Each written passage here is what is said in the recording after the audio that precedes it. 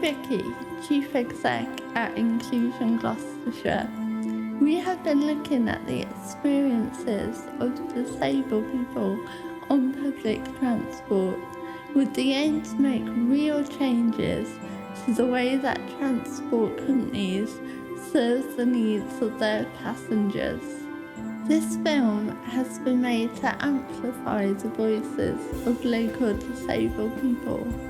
We will meet 4 people, each with differing needs and experience, and hear about what they think of public transport in the county.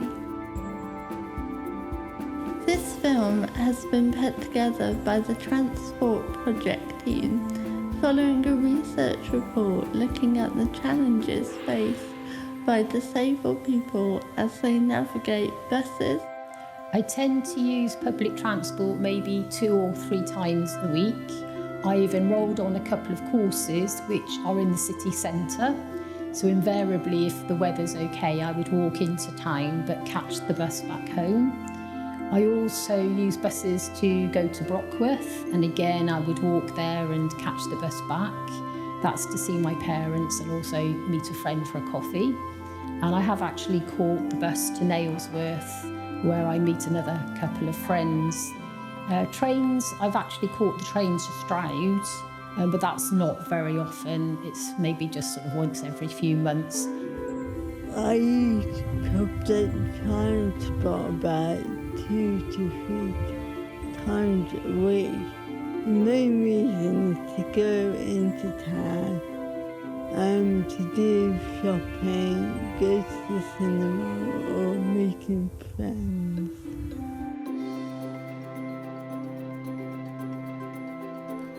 I use public transport maybe 3 times a week, and occasionally on the weekends too. I use the bus, and also I use taxis as well when I go to work. So about 2 times a week, either on the bus or on taxis. Personally, when I'm travelling, I use the bus. And that's probably 2 times a week on average. I manage a team of independent travel trainers, and we focus on ensuring young people with needs are able to get from home to their point of education, whether that's school or college or placement. As a bus driver with Stagecoach, 6.5 years. I started in April 2015.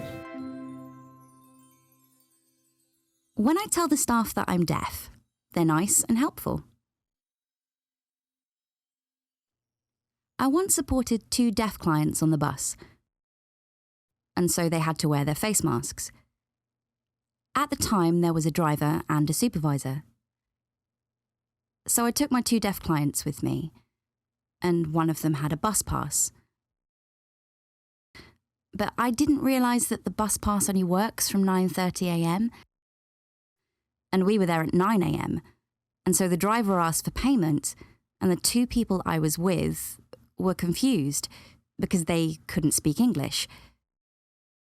So I explained that they were deaf, and in fact, all 3 of us were deaf. So the fee was £2 each, and that was what the driver was trying to explain. The supervisor came over and asked if he could help. So it was the supervisor that explained, and not the driver. And he sorted out the change, and it was lovely. But for the bus driver, he had no awareness about deaf people. And I would have liked for the bus driver to have been able to sort that out. Some bus stops are not accessible for wheelchair users because of the pavement being very narrow. I have had a very, what I would consider bad experience with a bus driver. It was about a year ago now, maybe just over. The bus stop that I was waiting at, 2 buses went past, and I couldn't understand why. And it wasn't until a member of the public came along and told me the bus stop was out of action, which obviously I didn't know. I had to go 2 bus stops down where we could find to actually catch the bus. A bus pulled up, but it actually went past the bus stop and a little way away from the curb. So as I stepped out, I don't know if I stepped on a bit of stone or into a grid or something along those lines, and had to walk along the bus, and I sort of twisted on my ankle a little bit. When I went to get on the bus, the actual driver was so horrible. He was actually quite abusive to me, saying that where's my white cane? And I explained I don't have one, I don't need one, with a guide dog. And he said, well, you need to get one. And it was awful experience. And I sat down and thought, well, okay, just, you'll be all right. And as I got off, he went on at me again about it. I should have reported him at the time, but I didn't. I'm not that type of person. Maybe a member of the public would have done that was sat on the bus, I don't know. But that was the only negative experience that I've had. All the other drivers have been absolutely fantastic. Because the majority of experiences have been positive, then I will still catch buses, but I've never actually caught a bus from that bus stop again because it just had such an impact on me at the time. As a driver, I've noticed there's been a change in numbers of disabled people using buses. As a driver in Cheltenham to start with, then going over to Gloucester, there are more wheelchair users within Cheltenham, and sort of more with disabilities that need more assistance. But sort of over the last sort of 5 or 6 years, there has most definitely been an increase, which is not a bad thing because they are all encouraged to use the services that Stagecoach provide. There is one wheelchair space, so that means you can't go out with a friend who is a wheelchair user. So that's a disadvantage if you got a friend that you want to go to the cinema together or go out for a meal. You can't plan that because you can't both get access to the buses. The main issues facing young people when learning to use public transport are generally based around confidence. So in a lot of cases, the young people have never been anywhere on their own before. So even things like getting on a bus are not straightforward and they require practice. Things like where would they sit on the bus causes a bit of anxiety. What would they do if somebody came and talked to them? It's all kind of issues around social interaction because predominantly that they've never had any of that. So I'd say it's kind of raising confidence would be the main issues. In quite a lot of the cases, these young people have literally never been anywhere on their own. There's kind of quite a bit of parental anxiety around young people exploring their independence, and all that basically has to be practiced. I used bus the first time a few days ago because I couldn't get a taxi and I was determined that I needed to get out of the bus. And yes, I was nervous because I thought, how would I get on there? Would I be able to get off? I haven't used public transport for 40 years because I was able to drive myself. But now I'm having to rely on a power chair. I need to start thinking about using public transport a lot more. The difference in passengers, the disabled passengers, it's a very individual thing. As a driver, doing different routes and different areas, you get to know different individual disabilities and their needs just from interacting with them, talking with them, and they will let you know whether they need help or they don't.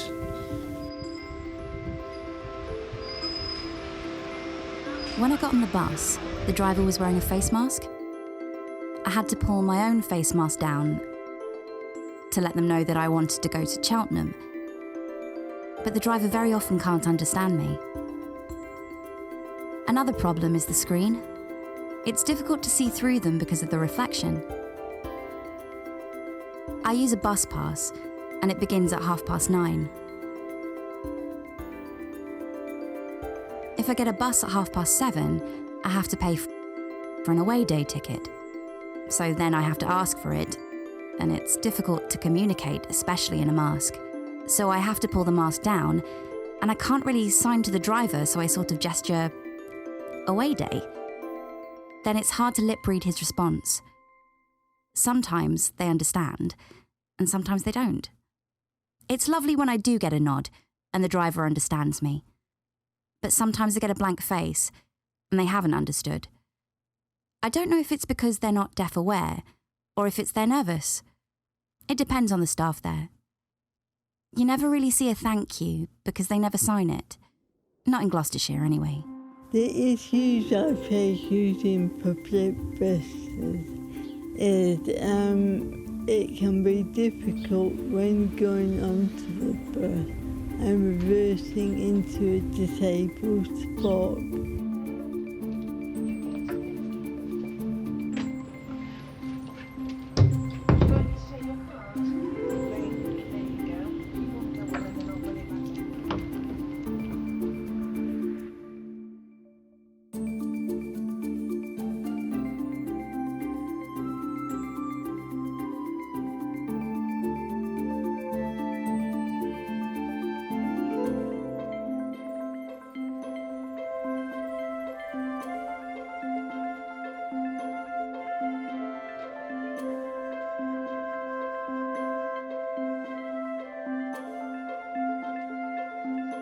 I think the most common observation from our perspective is where we would see chair users trying to get on the bus, and you can kind of visibly see the passengers are annoyed because they're taking longer than they perceive they should. So, and I work with youngsters who've relayed when I've asked them how did that feel, and they said, well, it just made me feel really uncomfortable. And like I was holding them up. Well, that's a real barrier to travel. And that's kind of an issue that really we have to kind of work on together in terms of educating the public, really. When using a bus, the main problem I have is actually locating a seat on the bus. When you've got no sight at all, it is so difficult to find. I think people perhaps think that the guide dog will actually find a seat for you, but that's not the case. I have actually, I'm sure, sat on a couple of people's laps at times. I have asked the bus driver where there is a seat, but them just saying first seat on the right, it still doesn't actually get you to the seat. So what would be fantastic is if you could actually have someone guide you to the seat. Thank you very much. Can you help me find a seat, please? Thank you.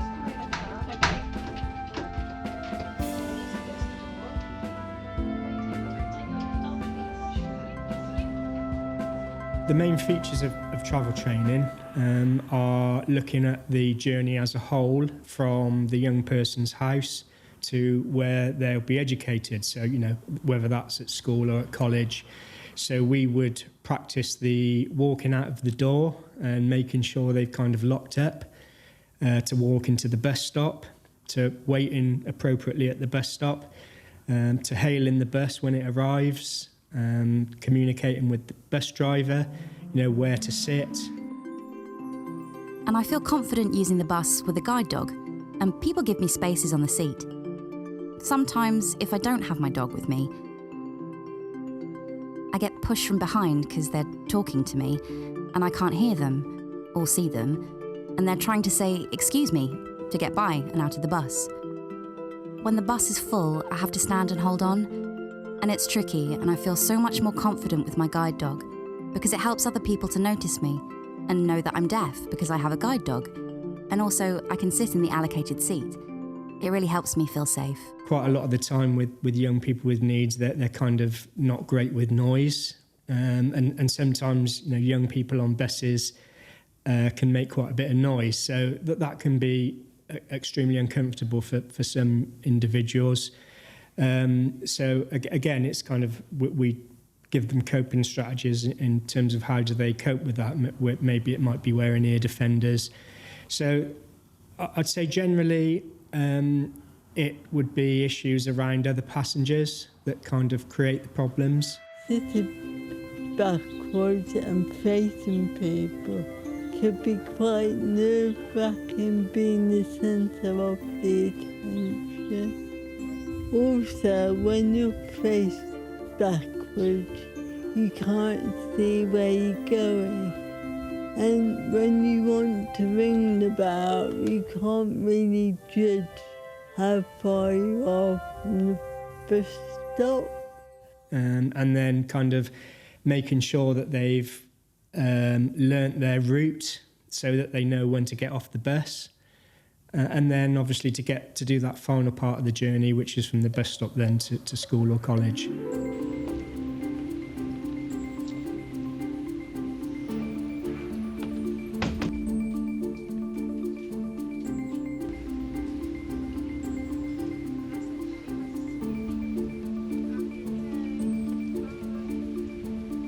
The other issue that I have is actually knowing when to get off the bus. You're really looking out for orientation points, perhaps a roundabout or a hump in the road. And quite often I will actually get off a couple of stops beforehand, purely because it's somewhere where I know where I am and actually walk the rest of the way. But the other day I did catch one of the new buses, the big yellow with audio announcements, and that was absolutely fantastic because it told you exactly where you were as you were going along, and I actually got off at my bus stop, which was the first time for a long time.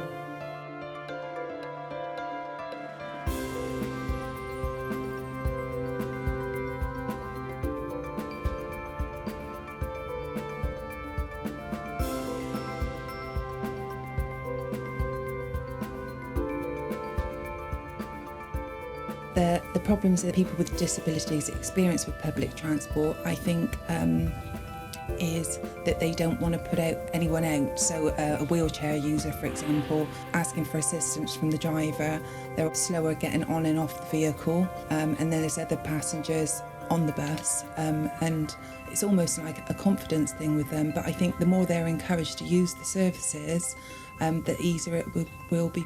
Not necessarily about bus drivers, it is about passengers. And you know that's recognised, I think, in the new transport strategy, that it's attitude from other passengers that make it difficult for people with needs, not just the staff. Access to information is fairly good. The problems are that for young people with learning disabilities, navigating timetables or even apps that now exist for public transport, it can be quite difficult, and it's not always something they can learn, if that makes sense. So we have to make sure that they can travel safely regardless of what kind of support is out there.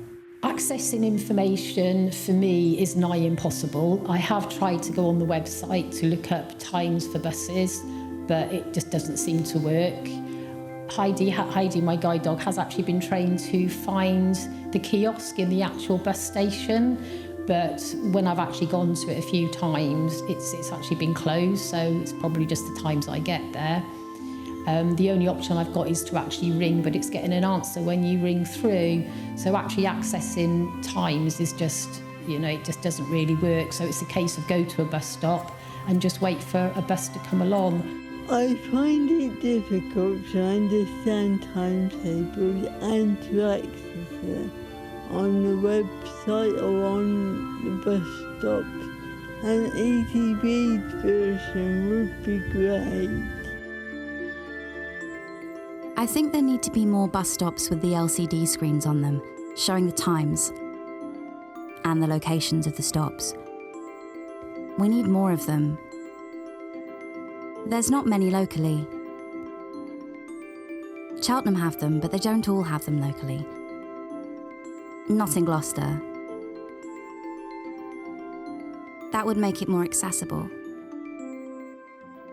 Also, some deaf people can't read English very well, so I'd love it if they had sign language on the screens. That's my dream. I recently had to apply for a bus pass. After phoning and looking online, I've had to apply on the paper copy, which meant that was difficult for me. and it seems a bit unfair when other people, retired people, can apply online, and we don't have that facility at the moment. So when bus drivers are given their training, we feel that the use of experts by experience would be a huge advantage, because then it kind of gives them a perspective from a bus user who's in a better position really to explain their issues than somebody who hasn't lived with it. All bus drivers need deaf awareness training. A tester, a taster.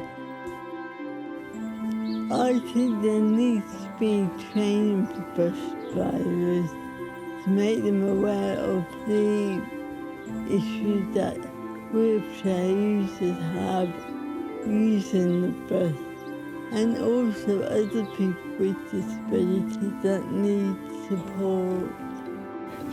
We've received ongoing training, which is excellent, through training courses, and every area is covered. I think what would be a good thing though is if a group of disabled people, i.e.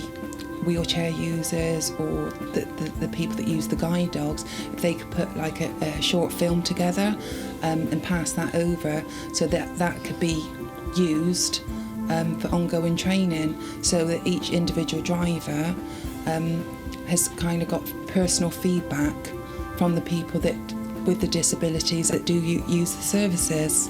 I think that would be a step forward. I definitely think the training for bus drivers is much improved compared to what it was, definitely. But I think they could just go that extra little bit and have some sighted guided a training, just to be able to, so that someone with sight loss can actually go confidently to an actual seat. That would just be amazing. It would just put the icing on the cake.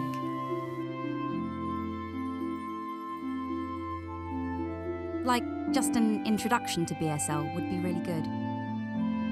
I think a couple of things then that bus drivers could do to make accessing transport and using public transport easier for young people with needs would be to kind of just take the time with communication, to kind of be a bit more softer in their approach, and to kind of take time with those passengers and not feel like they're being rushed, because then that just makes the young person feel uncomfortable.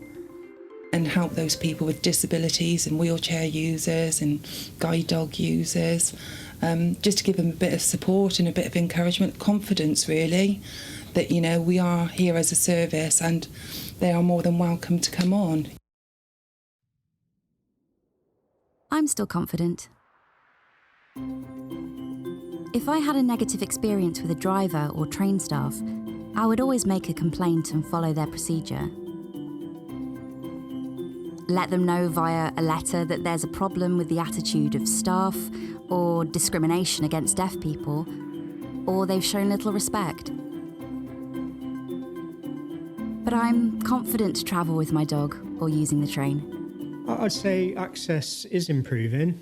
I think as kind of attitudes, awareness and understanding changes within transport providers, and they're kind of better educating their drivers as to the needs of their passengers, I think, yeah, we have definitely seen improvements. I feel confident about taking journeys on my own. My experience is that the bus drivers are friendly and helpful, but I need time to converse on the bus. With buses, I find the staff lately really, really helpful and accommodating. I don't say they understand my needs, but how can they? If you're not totally blind yourself, and in my world, you're not going to fully understand. But on the whole, they are really, really nice people. It would just be that extra going that extra little bit and actually helping you to a seat. Disabled people continue to face real challenges when travelling on buses, both alone and with others. Recognising and understanding these barriers is the first step in creating a more inclusive environment for people who face disabling barriers. With this film, we hope to demonstrate the importance of this recognition and encourage transport providers and passengers to approach the needs of disabled people with respect. Disabled people deserve to access the experiences and services that the non-disabled population do so with ease, with the reasonable adjustments being the norm for transport providers across the UK.